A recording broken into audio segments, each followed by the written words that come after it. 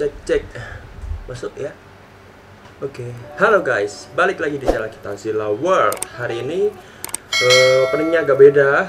Aku ada di rumah seperti biasa. Dan hari ini aku mau cerita sedikit tentang gimana sih waktu aku pertama kali tidak bekerja sama lagi dan meninggalkan Zillaland yang pertama. Yang kalian yang subscriber lama pasti tahu ya, aku dulu ngevlognya di Zillaland yang lama, yang tempatnya lumayan luas-luas gitu ya. Kurang lebih 40 meter persegi kalau nggak salah ya, jadi 400 meteran. Terus lebarnya tuh kurang lebih 10 meter, 9 sampai 10 meter. Jadi lumayan luas untuk iguana, kurang lebih 50 dulu. Sekarang mungkin tambah banyak ya.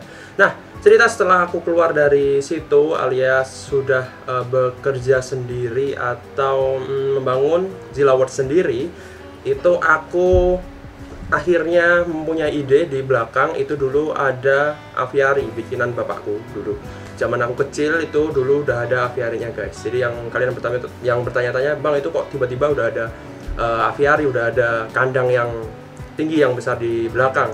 Itu dari mana? Dari dulu aku waktu kecil udah ada, dan dulu juga buat burung. Tapi semakin kesini udah nggak dirawat, udah 20 tahun lebih kalau nggak salah, udah lebih dari 20 tahun guys itu berdiri. Nah, semakin berjalan waktu terus itu berkarat, gak kepake, dan akhirnya aku punya ide kemarin habis keluar dari Zillaland yang pertama, akhirnya bikin sendiri.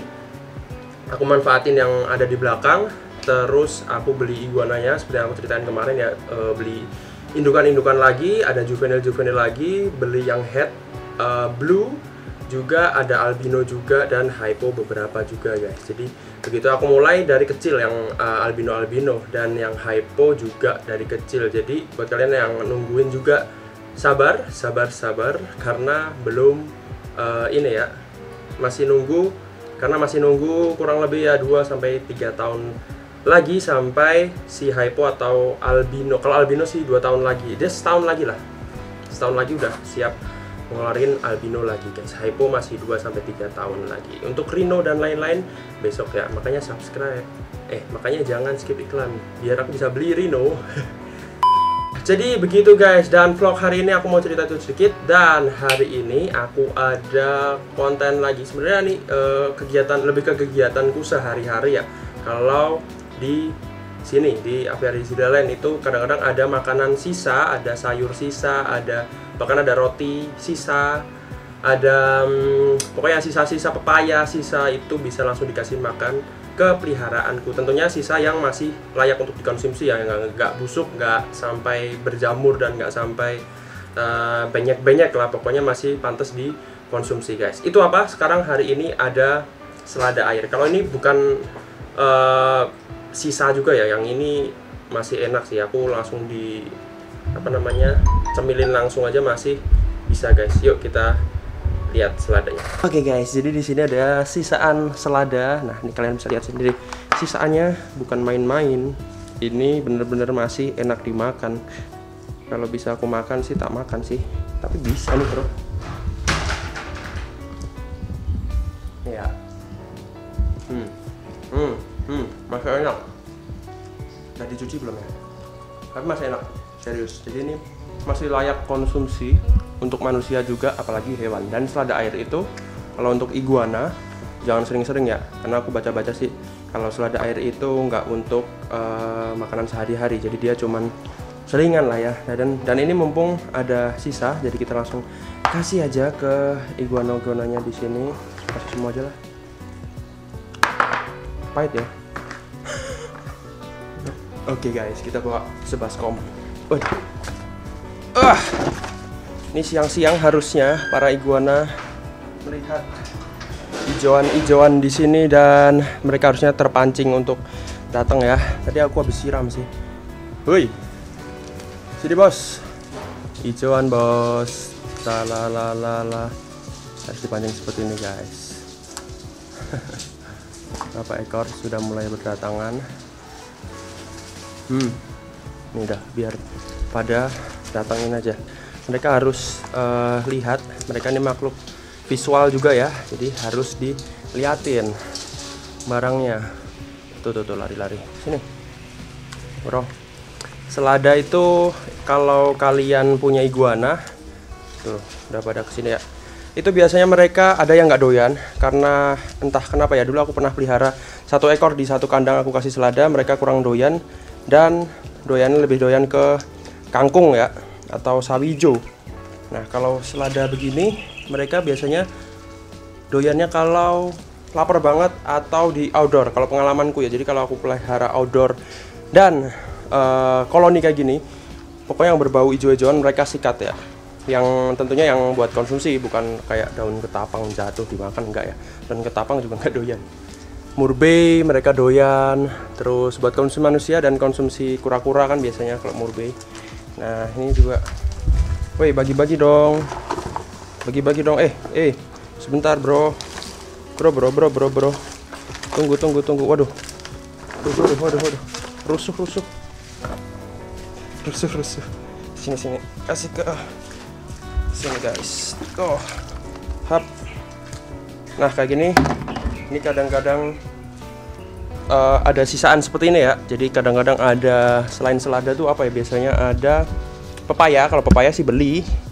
Pepaya aku biasanya pakai sisaan, atau kalau di sini sebutnya BS ya. Pepaya BS itu adalah pepaya yang sudah tidak layak konsumsi untuk manusia, tapi untuk hewan masih oke ya. Jadi kayak udah terlalu matang lah, manusia kan udah nggak doyan, dan kalau pepaya terlalu matang, nah ini aku kasihin ke iguana dan mereka senang banget, udah matang banget guys. Dan hari ini pas banget, ini bukan settingan karena saya tidak bisa mengatur iguana untuk melakukan sesuatu seperti yang di situ tidak ada kepalanya nongol. Itu dia lagi mau gali lubang buat sarang, yang jelas antara mau bertelur atau cuman sekedar berkubang teman-teman. Karena pernah punya pengalaman juga aku waktu di zilalan yang pertama, itu ada yang cuman apa ya, hibernasi, kayak cuman di dalam, tanah, terus dia udah cuma di dalam tanah, nggak bertelur, nggak ngapa-ngapain, cuman kayak hibernasi gitu, cuman kayak tidur, terus 1 hari 2 hari di dalam tanah, terus dia keluar sendiri. Sama di dalam air juga pernah kayak gitu guys. Nah itu aku juga nggak tahu kenapa. Kita langsung lihat aja lubangnya di sini. Tuh, dia masuk langsungan, dia malu. Tuh.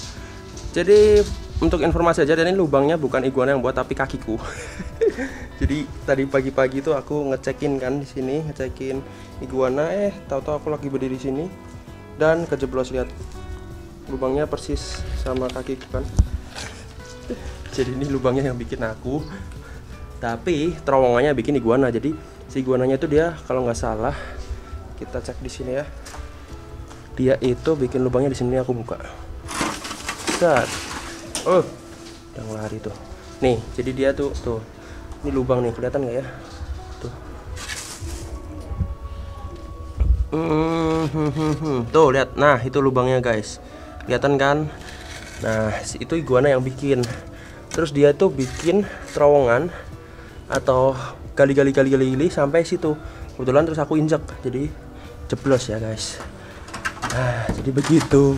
Jadi tadi kejeblos itu, lalu aku jadi tahu udah ada yang mau bikin sarang, dan nanti ini nextnya akan banyak kayak gituan ya. Jadi banyak lagi jalan gini, tahu kejeblos guys, dan itu sudah biasa begitu. Jadi ceritanya tadi ya, ngelanjutin cerita yang tadi. Ada lubang, coba gini, kacau kan. Ini tikus, ini tikusnya parah. Ini belum aku jadi tanam lagi ya, karena diserang sama tikus. Antara tikus atau upin ipin sih. Upin ipin kayaknya dia suka kangkung. Tadi sampai mana ya bahasnya? Oh ya, aviari nih ya. Nah cerita sedikit tentang sejarah aviari di sini. Nah mulai dari mana ya? Jadi dulu itu ini adalah sebuah aviari yang utuh, kotak ya bentuknya. Jadi seperti ini tuh. Itu kan kayak tanggung gitu kan, kayak kepotong. Nah ini sebenarnya tadinya itu adalah kotak, benar-benar kotak guys. Jadi itu ada tiang ke bawah, itu juga ke bawah. Tapi karena ini lahan sini mau dipakai untuk bangunan ini, nah ini yang ada atapnya ini, makanya dipotong. Lalu tetap ini ya, tapi tetap memakai bangunan aviarinya. Jadi dipertahankan tapi dipotong sesuai dengan bentuk bangunannya guys. Jadi seperti ini. Nah itu dulu termasuk dibilang lumayan besar lah ya ini, dan sampai sekarang pun aku nganggapnya ini masih lumayan besar. Tingginya sih kurang lebih sampai sana sih, yang ujung sana tuh 10 meter ada kali ya, 10 meteran ke atas guys. Dan itu dibangunnya zaman aku masih kecil.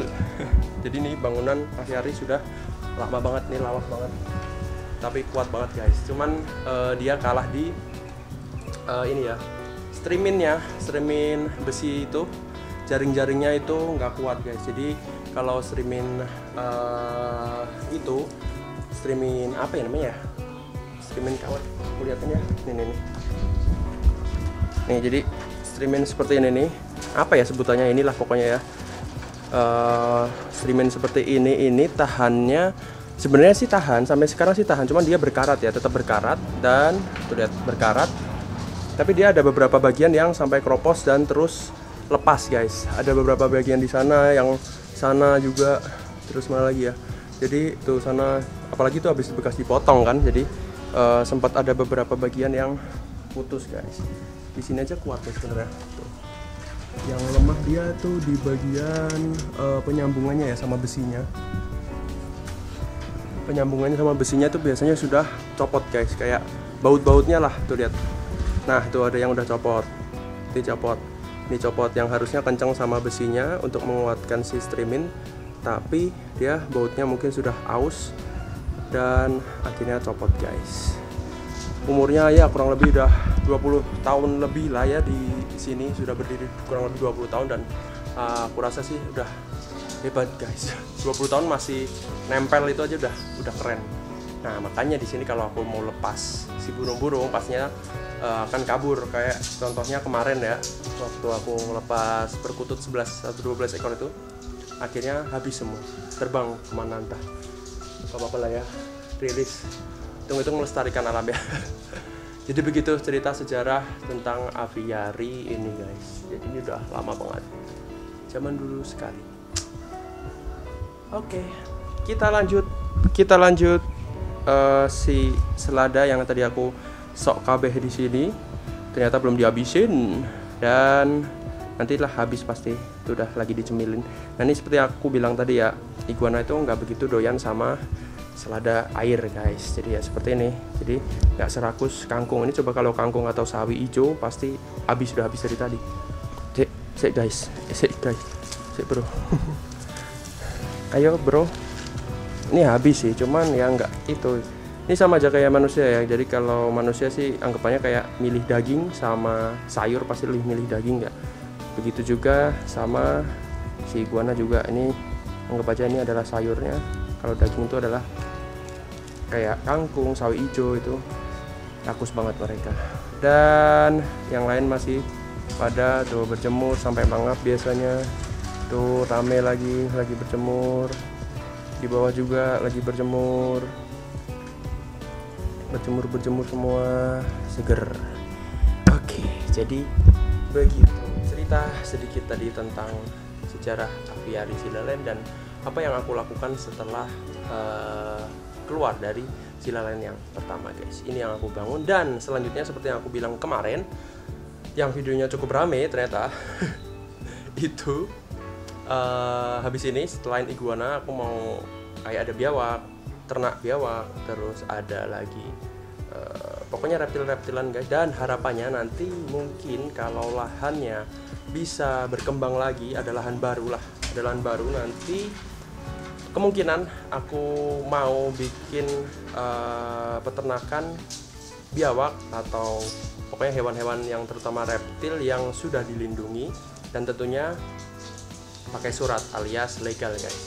Oke, jadi kayak gitu guys. Thank you buat kalian yang udah nonton video ini sampai selesai. Seperti biasa di like, subscribe, dan komen. Jangan skip iklan untuk mendukung aku bisa bikin lahan baru lagi, atau bisa memperluas lahan baru, atau beli hewan baru, atau ternak hewan baru lagi. Thank you. Dan kita akan ketemu lagi di video selanjutnya. Oke, buat kalian yang punya ide buat video ini bang, buat video itu bang, nanti kalian langsung tulis di komen aja yang paling menarik, nanti aku bikin videonya. Thank you. Ada yang kawin, lihat tuh, kita mau closing, dia kawin.